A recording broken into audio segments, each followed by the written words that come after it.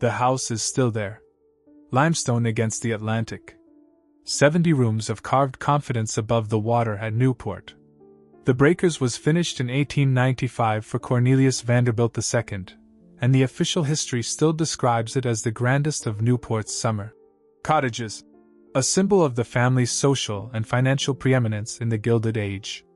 More than a century later, hundreds of thousands of people still pass through it every year, because the building does something photographs of wealth rarely do now: it makes excess stand still long enough to be studied. That is the contradiction.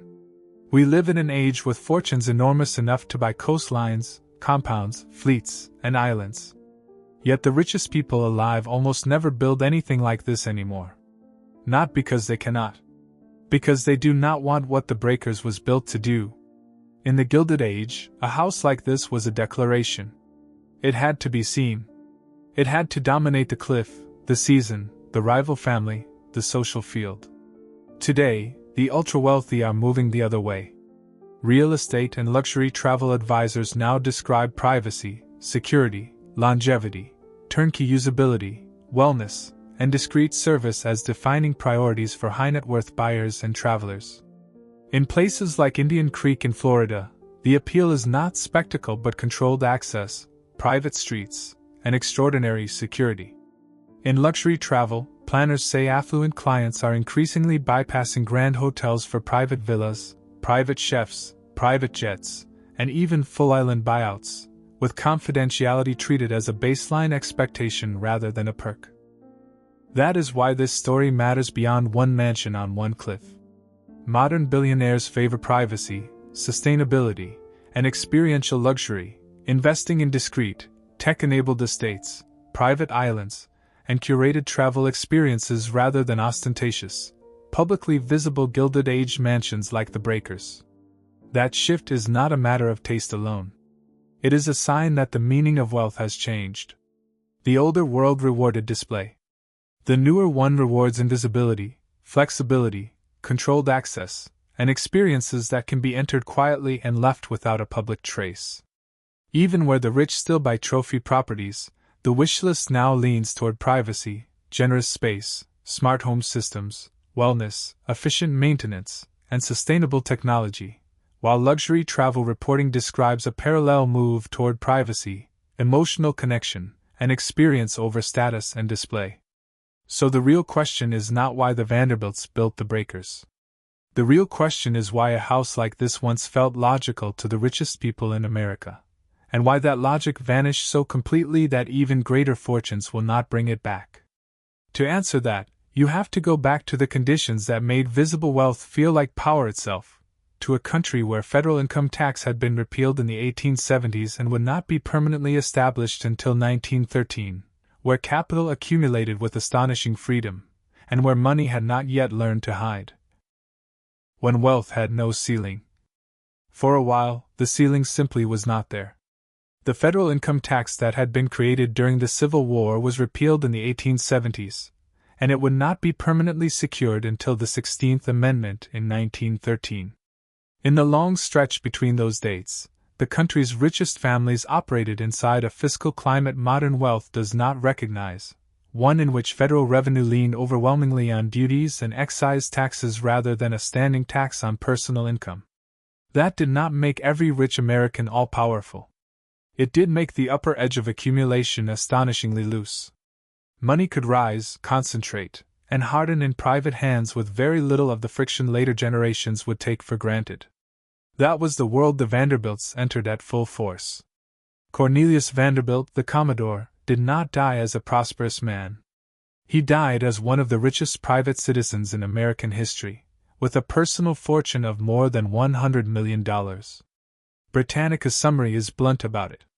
He had moved from boats to steamships to railroads and turned that movement into a fortune so large it changed the scale at which private money could think. Once wealth reaches that altitude, ordinary ideas about expense begin to lose their shape. A great house is no longer measured against a salary, or even against a business year. It is measured against an empire that keeps producing. The more revealing part came after him. Conventional wisdom assumed his son, William Henry Vanderbilt, would be a caretaker who merely preserved what had already been built. Instead, he expanded it.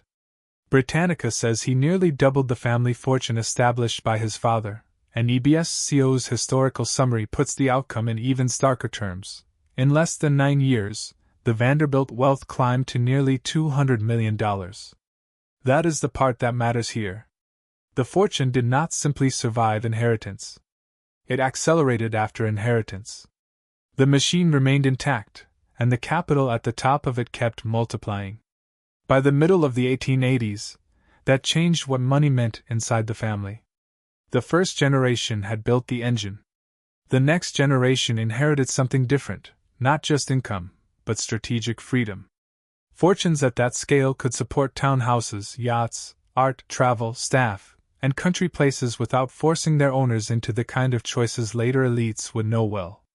A man in that position could still make a ruinous mistake, still marry badly, still lose nerve, still overreach. Yet the basic question that disciplines most wealthy people, can I really afford to turn this much money into stone, land, ritual, and vanity, had been radically softened. The answer, for a brief American moment, was yes. The tax structure mattered because it shaped not only what the rich possessed, but what they could imagine doing with it. The Internal Revenue Service's own historical timeline notes that from the late 1860s until 1913, the federal government drew the great majority of its revenue from taxes on liquor, beer, wine, and tobacco, while the National Archives notes plainly that Congress repealed the income tax in 1872 and did not recover that constitutional authority until 1913. Put more simply, the richest Americans of the Gilded Age were building in a country where private fortunes could grow for decades without a permanent federal claim on personal income. That did not guarantee intelligence. It did not guarantee taste. It guaranteed ammunition. Seen from that angle, the Breakers stops looking like a monstrous exception and starts looking like the logical architectural expression of a deeper condition. The official history of the house dates its construction to the years between 1893 and 1895 and describes it as the grandest of Newport's summer cottages, the flagship symbol of Vanderbilt's social and financial preeminence. A building of that scale did not rise merely because one man was extravagant. It rose because an entire economic order had made extravagance structurally possible. Before the marble, before the limestone, before the Atlantic terraces and the ritual of arriving in season, there was a more basic reality.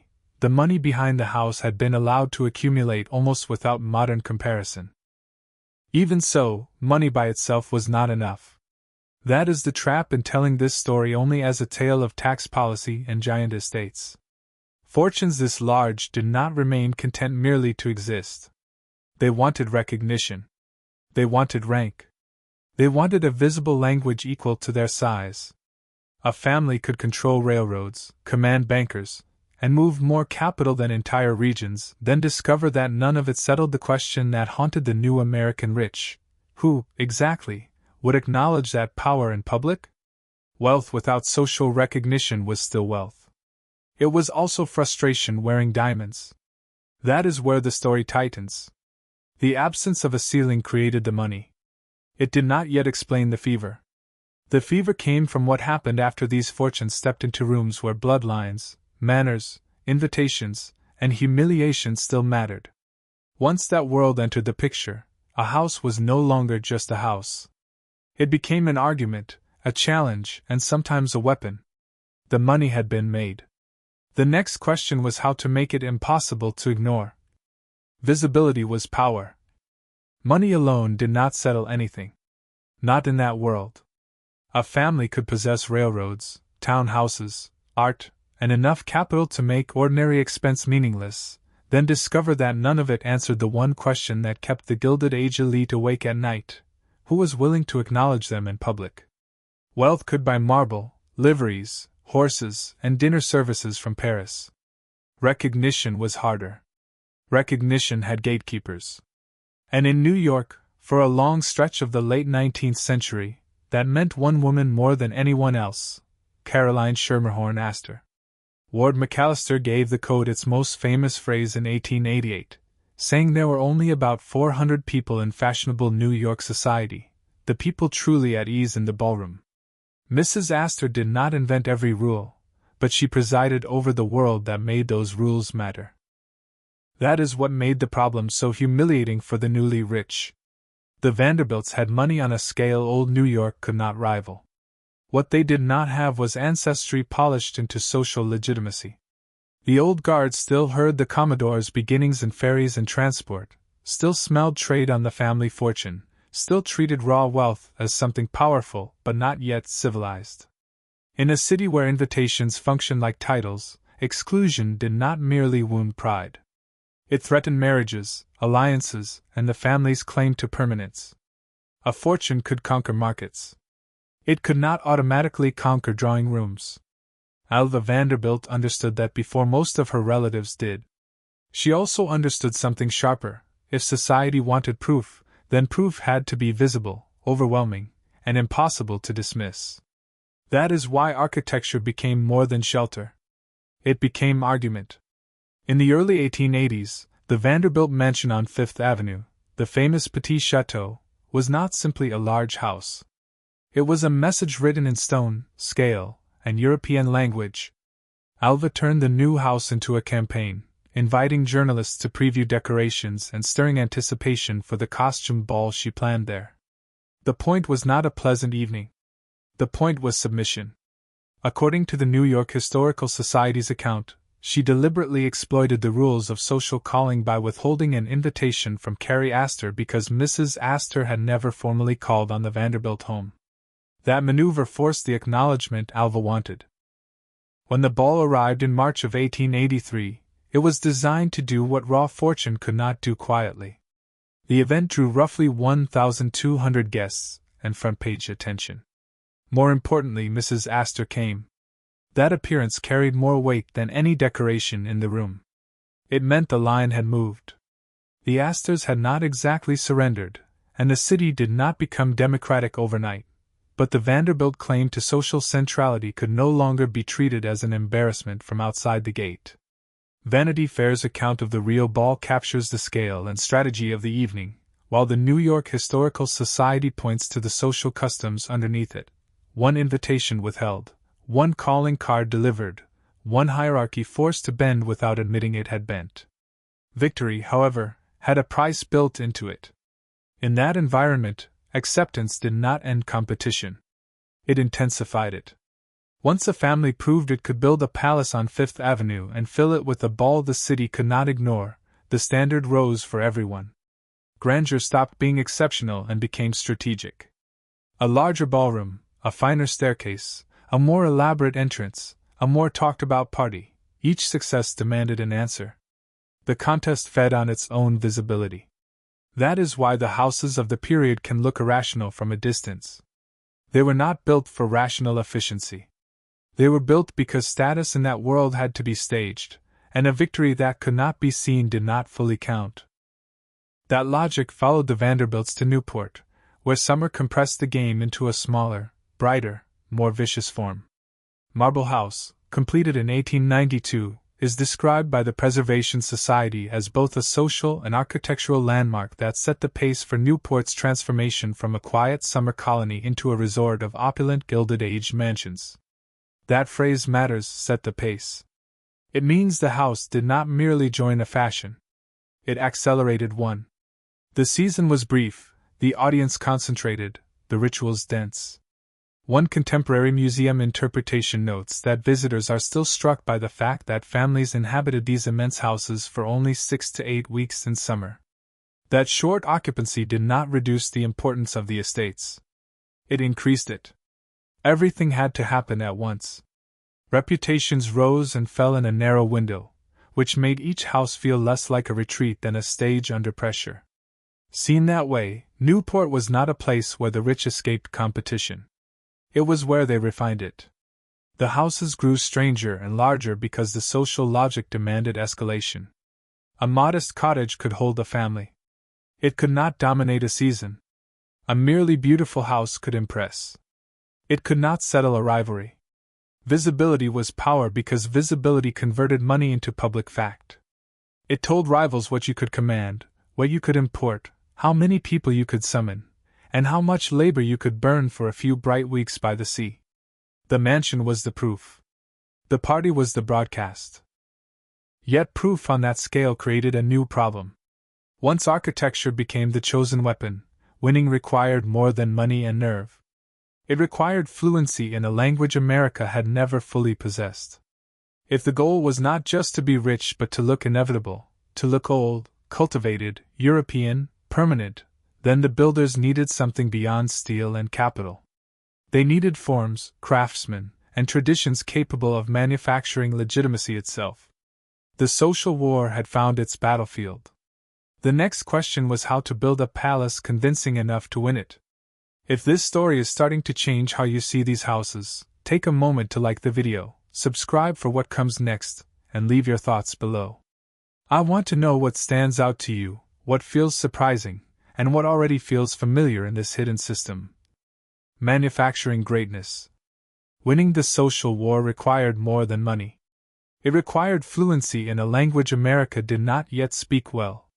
The newly rich could outspend old families, outbuild their neighbors, and outstage almost any rival, yet one problem remained stubbornly unsolved. How do you make a fortune look ancient, inevitable, and civilized in a country that had produced very few private palaces of its own? That was the deeper challenge beneath Newport's stone facades. The mansions were not just large houses. They were acts of translation. Richard Morris Hunt solved that problem better than anyone in America because he had learned where the vocabulary came from. The Library of Congress and Britannica both note that he became the first American to study architecture at the École des Beaux-Arts in Paris, later worked as a construction inspector at the Louvre, and returned to the United States with the kind of European training no domestic architect could yet match. He did not come back merely knowing how to draw an elegant facade. He came back knowing how architecture could confer status, discipline space, and borrow centuries of legitimacy in a single gesture. For clients like the Vanderbilts, that mattered immensely. They were not asking for comfort alone. They were asking for authority made visible. That is why the houses of Newport never looked purely American, even when they were expressions of American power. Hunt understood that the men funding these projects did not want a local vernacular cottage expanded to absurd size. They wanted Europe without the weight.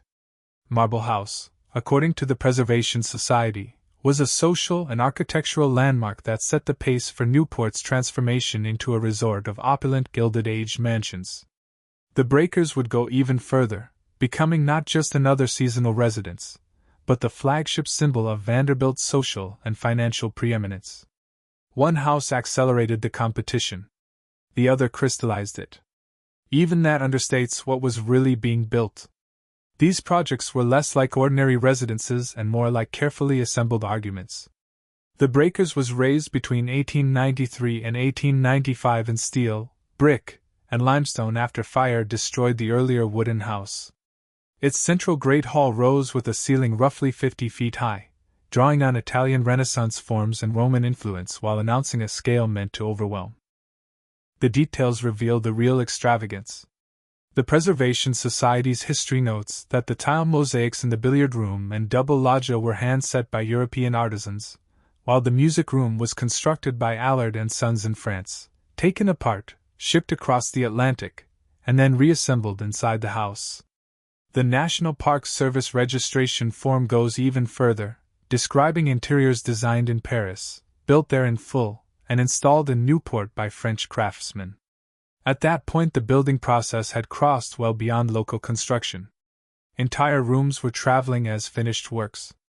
Artisans were not merely decorating a mansion. They were importing atmosphere itself. That is what made these houses so difficult to imitate even in their own time. Money could purchase stone. It could not instantly create mastery. Hunt and his collaborators were drawing on workshops, traditions, and design literacies shaped over generations. A room like the music room did not exist because someone wrote a larger check. It existed because people on both sides of the Atlantic still knew how to make a room feel like a courtly performance rather than a domestic interior. Marble House and the breakers were therefore doing two things at once. They were displaying wealth, certainly. They were also displaying access to craft, to networks, to cultural codes, to the sort of artistic labor that had to be assembled almost like a private diplomatic mission. Seen from a distance, the mansions can look like monuments to excess. Up close, they also look like monuments to coordination. Sculptors, decorators, mosaic workers, furniture designers, metalworkers, painters, importers, and architects had to move in sequence, not in chaos. Hunt's gift was not only taste. It was orchestration. He could take a family's hunger for prestige and convert it into a house that looked as though it had always belonged to a civilization older than the nation around it. For a brief span, the equation held. Unlimited money met imported mastery, and Newport filled with structures that still look improbable more than a century later. Yet embedded inside that triumph was a quieter dependence. Palaces of this kind did not run on money alone. They ran on systems of labor, maintenance, concealment, and constant service. The same perfection that made the rooms look effortless would demand an entire hidden world to keep them that way. The doors, the fireplaces, the meals, the linens, the gardens, the silver, the heat, the timing, none of it could sustain itself. Grandeur on this scale was never only architectural. It was operational. And that meant the next layer of the story was not marble, but people. The invisible machine. The marble did not run itself. Neither did the silver, the kitchens, the linens, the fires, the flowers, the clothes, the doors, the courses at dinner, or the ocean-facing rooms kept fresh for a family that might occupy the house for only a few bright weeks of the year. That is the hidden correction every Gilded Age palace requires. Grandeur looked architectural from the outside. In practice, it was human. Remove the labor, and the illusion failed almost immediately. The Breakers makes that brutally clear once you look past the Great Hall. The National Park Service notes that the house contained roughly 70 rooms, with 33 devoted to the domestic staff required to maintain it. The same documentation describes a heating plant placed beneath the caretaker's cottage and connected to the house by a wide tunnel, with several hundred tons of coal stored at once in the underground boiler room. This was not a residence arranged around occasional help. It was a machine arranged around continuous service. Even the systems meant to keep the family safe and comfortable were designed for a world in which workers would always be present, always moving, always unseen. Inside that machine, hierarchy mattered almost as much as labor itself. Kitchens, pantries, storage, warming ovens, staircases, tunnels, and service corridors were not secondary details. They were the operational skeleton. The National Park Service form describes the pantry, the dumbwaiters, the warming oven between courses, the first floor kitchen planned for quick service, and upper floors crowded with staff quarters. The shape of the house reveals the shape of the social order. Family rooms faced the sea and ceremony. Service spaces faced work, heat, timing, and obedience. To the guests, dinner arrived as if by elegance. To the staff, it arrived by route, by muscle, by repetition, and by the discipline of not being remembered. That labor force did not appear out of nowhere. In the United States, many Irish immigrant women entered domestic service, while broader reporting on Gilded Age house museums notes that most of these estates were staffed by Irish and German immigrants. That matters because the great houses depended on a labor pool willing to exchange privacy, autonomy, and often visibility itself for security, wages, and a foothold in America. The worker who set a Vanderbilt table or scrubbed a back stair was not simply a servant in some abstract Downton Abbey sense. Very often she was an immigrant woman at the bottom of the urban labor ladder, taking one of the few positions available to her. The separation between worlds was deliberate. National Geographic's reporting on servant-focused mansion tours describes the side entrances, kitchen corridors, steep service staircases, and plain staff rooms that historic homes now use to show visitors the stark divide between owners and workers. The contrast was not accidental decoration. It was the social architecture of invisibility. Guests encountered chandeliers, music rooms, and polished marble. For a while, the arrangement held. Wealthy families gained the seamless life they wanted. Immigrants gained wages, meals, and shelter. The system looked stable because the house looked stable. That was the deception. Beneath the surface, the entire model depended on a fragile bargain. American domestic service had never rested on the older European assumption that a permanent servant class would reproduce itself generation after generation.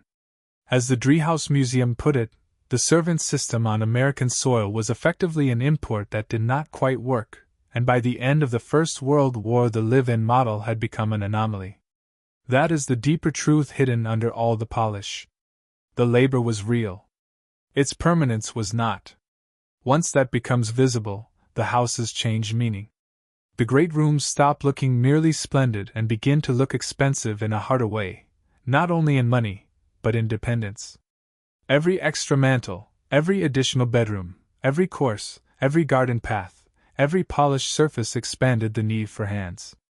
That meant the palace carried its own vulnerability inside itself. The more complete the illusion of effortless living became, the more people it required to sustain that illusion hour after hour, season after season. Nothing had broken yet. The dinners could still be served. The sheets could still be changed. The coal could still be hauled, the silver still warmed, the rooms still reset before the family appeared. Yet the hidden machine was already carrying a future problem money alone would struggle to solve. The servants were not scenery. They were the operating system. And the moment that system began to thin, even slightly, the house would stop feeling invincible and start feeling exposed. The first cracks. The first real weakness did not arrive looking like ruin. It arrived looking like triumph finished on schedule. The breakers rose from the ashes of the earlier house and opened in 1895 as the grandest of Newport's summer cottages, a statement so complete it seemed to settle every argument at once. Stone had replaced wood. Scale had replaced rivalry. The house stood above the Atlantic exactly as a Vanderbilt palace was supposed to stand, commanding, fluent, unembarrassed by size. That was the danger. When success becomes this visible, it becomes very easy to miss what it has already begun to cost. For Cornelius Vanderbilt II, the timing was almost cruel. He had rebuilt after the fire, secured the family's position, and taken possession of the house that most perfectly expressed his authority. Then the body that had carried that authority began to fail. Contemporary records and later summaries agree on the sequence. A stroke in 1896 sharply reduced his active business life, and he died in September of 1899 from a cerebral hemorrhage caused by that stroke. The point is not only biographical. It is structural. The man who had turned the house into a final proof of command received almost no time in it as a fully healthy master of his own creation. The palace was finished. The life it was meant to glorify was already narrowing. That changed the meaning of the house immediately. For the public, the breakers still looked like the summit of Vanderbilt's strength. For Alice Vanderbilt, it was becoming something harder, inheritance in the form of obligation. Sources on the house's later history note that she outlived Cornelius by 35 years and retained a life interest in the estate, but the practical burden deepened as the decades moved forward. The house required dozens of indoor and outdoor servants, substantial annual coal consumption, and constant maintenance simply to remain itself. Grandeur did not become cheaper once the social battle had been won. It became repetitive. It became administrative. It became a form of disciplined spending that returned no equivalent relief. Seen that way, the first cracks were not dramatic enough for the newspapers to call collapse. They were subtler than that. A house built to symbolize unlimited capacity now depended on yearly decisions, seasonal staffing, and a widow's willingness to keep feeding an institution that could not scale down without losing its identity. The same summaries that celebrate the breakers as an icon of the Gilded Age also note that by the middle of the 1920s, its property taxes alone had risen to roughly $83,000 a year. That number matters not because it bankrupted Alice overnight, but because it reveals the shift in atmosphere. The mansion was no longer merely a monument to money. It was a fixed cost of prestige in a world that had begun changing around it. The strain becomes even clearer when Manhattan enters the picture.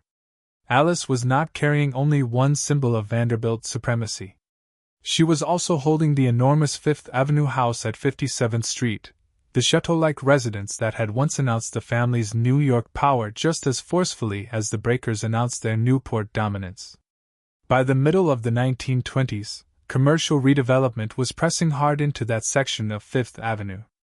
Bergdorf Goodman's building history notes that Alice sought court permission to sell the mansion in 1925, citing the transformation of the neighborhood. Frederick Brown bought the property in 1926, and the house was razed the following year. Another summary of the mansion's history states the matter more bluntly. The trust income that once seemed enormous had become just enough to maintain both houses, until even that balancing act gave way.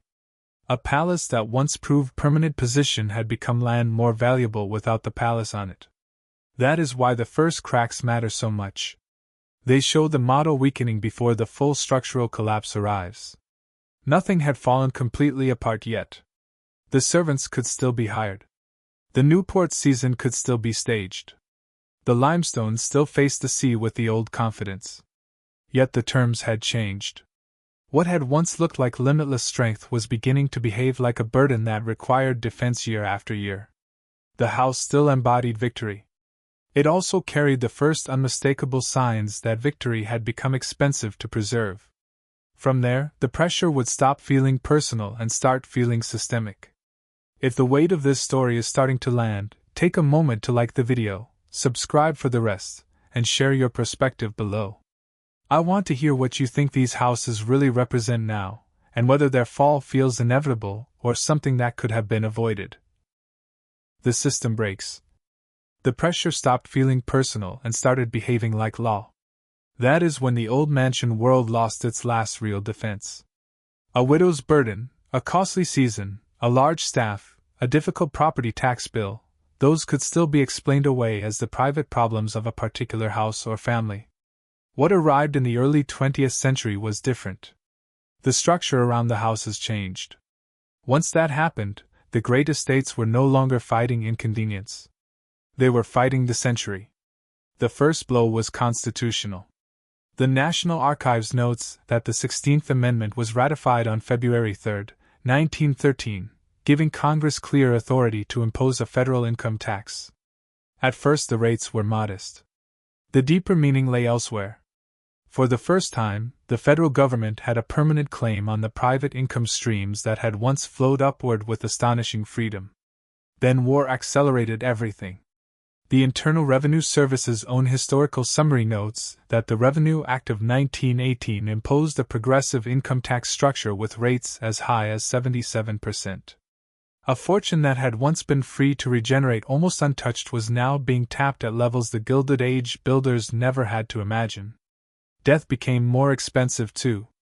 Federal estate taxation arrived in 1916, and historical IRS and tax history summaries traced the long climb that followed. The original rates were far below their later peaks, but the principle was what mattered. Vast private estates would no longer pass from generation to generation with the same near-intact force that had carried the Vanderbilts from the Commodore into the height of Newport.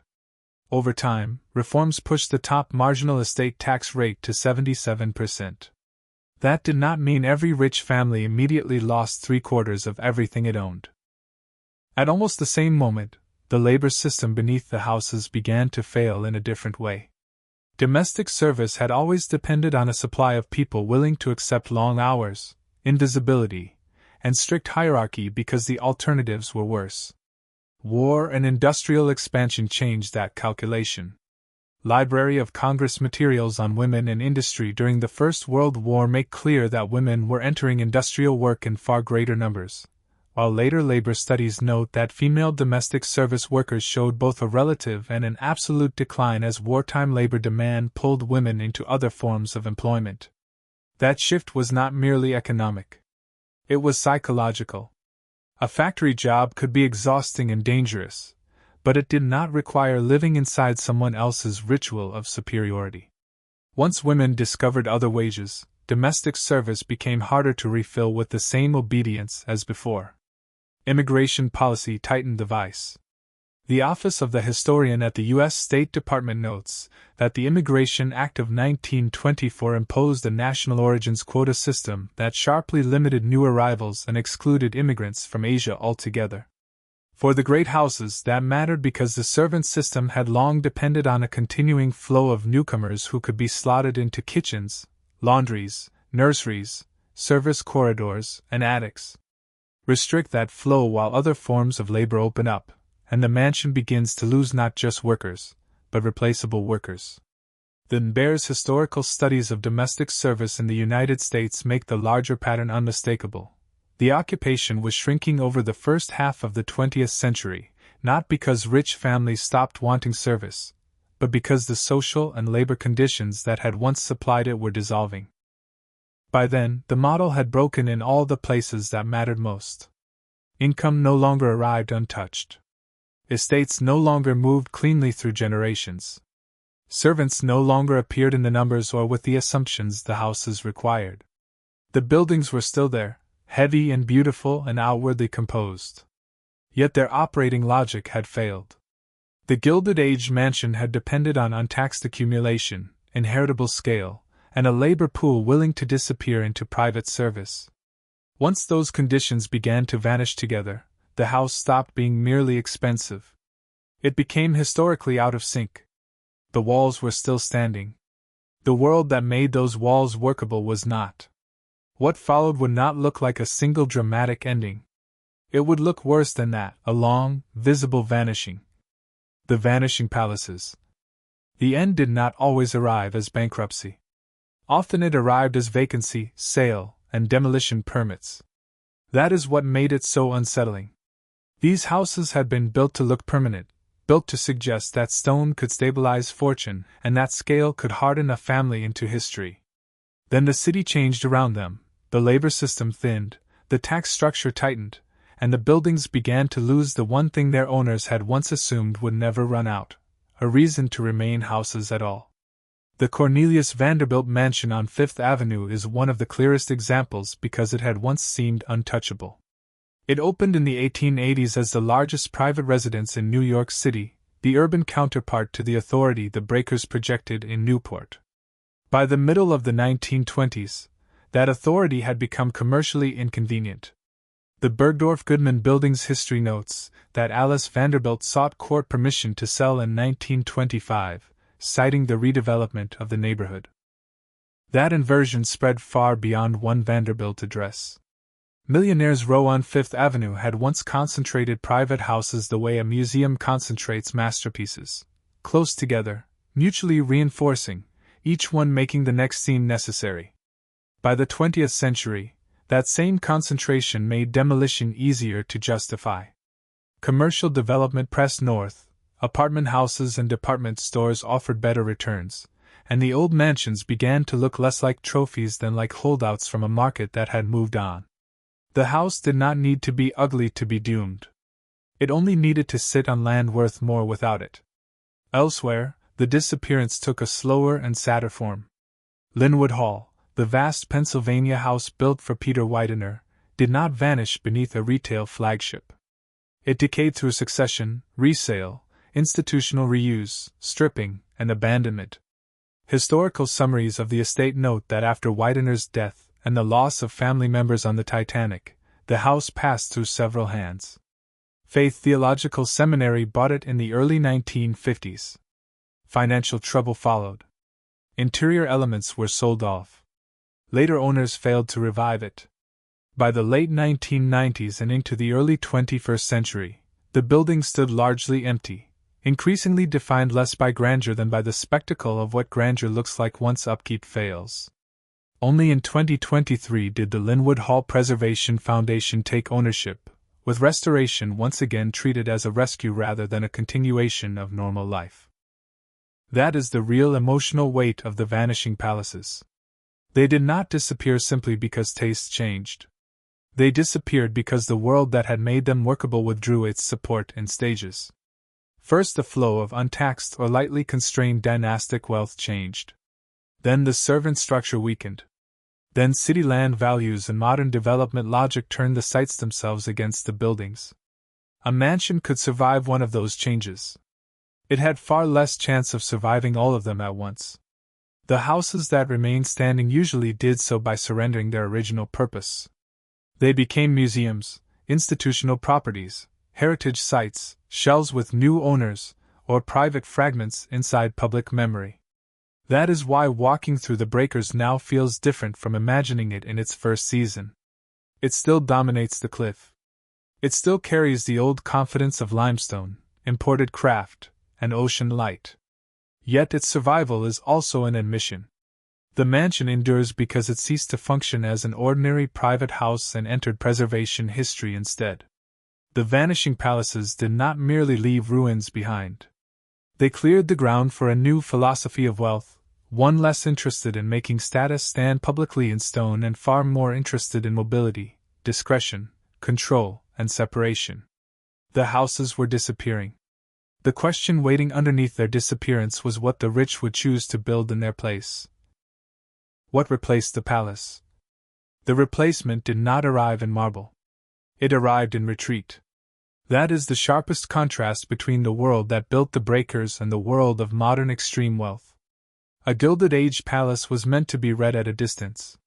It stood on an avenue, on a cliff, at the center of a season, announcing itself in stone. Today's ultra-wealthy still spend astonishing sums on property, but the terms have reversed. The Coldwell Banker Global Luxury Trend Report for 2025 lists privacy, smart home technology, and sustainability and energy-efficient features among the defining priorities of high-end buyers, while Sotheby's 2025 Luxury Outlook points to wellness, sustainability, and changing work patterns as forces reshaping what luxury housing is expected to do. The new ideal is not a monument. It is a controlled environment. That is why the old mansion logic no longer holds, even for people with more money than the Vanderbilts ever controlled. Modern billionaires favor privacy, sustainability, and experiential luxury, investing in discreet, tech-enabled estates, private islands, and curated travel experiences rather than ostentatious, publicly visible Gilded Age mansions like the breakers. The change is cultural as much as financial. Wealth no longer needs a ballroom to prove itself to rivals who live across the avenue. It needs security, frictionless service, climate control, data systems, private access, resilience, and freedom from spectacle. When luxury real estate firms describe what buyers want now, they talk less about ceremonial display and more about acreage, wellness infrastructure, concierge support, privacy, security, and homes that can function like fortified resorts without looking like public trophies. Some of the richest individuals have pushed that logic past the house itself. Reuters reported in 2012 that Larry Ellison bought 98% of the Hawaiian island of Lanai. That purchase is revealing not because an island is larger than a mansion, but because it expresses a different philosophy of scale. A Gilded Age palace said, "Look at what I can display." An island, a dispersed compound, or a privately controlled landscape says, "Look at how completely I can withdraw." The rich did not stop buying big. They stopped needing bigness to stand visibly in one place. Travel changed in the same direction. The ultra-wealthy increasingly buy privacy as an experience rather than only as architecture. Recent reporting on luxury travel trends describes private villas, private chefs, private jets, full property buyouts, and private islands as status markers that now outrank the older fantasy of simply being seen at the right hotel. Business Insider reported in early 2026 that travel advisors are treating confidentiality, off-market villas, and fully private arrangements as core expectations for top-tier clients, with privacy itself becoming a prestige signal. In other words, the old need for visibility did not disappear. It migrated. Prestige is still being purchased. It is simply being purchased through controlled access, invisibility, personalization, and seclusion rather than through public facades and open display. That shift also explains why no faithful modern replica of the breakers has emerged even in an age of greater personal fortunes. The old mansion depended on a social audience, a servant structure, and a cultural confidence in conspicuous display. Today's billionaire estate is more likely to hide behind landscaping, gates, layered technology, and legal privacy than to dominate a public promenade. It is also more likely to incorporate energy-efficient systems, wellness spaces, remote management, and hospitality still. That leaves the breakers standing in a strange and revealing position. It survives not merely as a house, but as evidence of an older theory of wealth, a theory that assumed money should become public form, that authority should become architecture, that rivals should be answered with ceilings, facades, servants, and stone. Modern wealth has not abandoned luxury. It has abandoned that theory. The palace gave way to the compound, the island, the invisible itinerary, the curated experience, the protected perimeter, the smart estate that does not need to announce itself to justify its cost. The richest people in the world could build another Breakers if they wanted. The more revealing fact is that they almost never do. The Breakers still stands where it always has, facing the Atlantic with the same confidence it carried in 1895. The marble is still there. The ceilings still rise. The rooms still echo with a version of wealth that believed it should be seen, measured, and remembered in stone. What disappeared was not the money. It was the idea behind it. The world that built these houses believed visibility created power. The world that replaced it believes control does. Privacy, mobility, and distance have taken the place of spectacle. The palace did not fail because it was too large. It failed because the system that made it necessary and sustainable quietly dissolved. If this changed how you see wealth, take a moment to like the video, subscribe for more stories like this, and share your perspective below. Because what replaced these houses says as much about the present as they ever did about the past. The marble remains. The meaning moved on.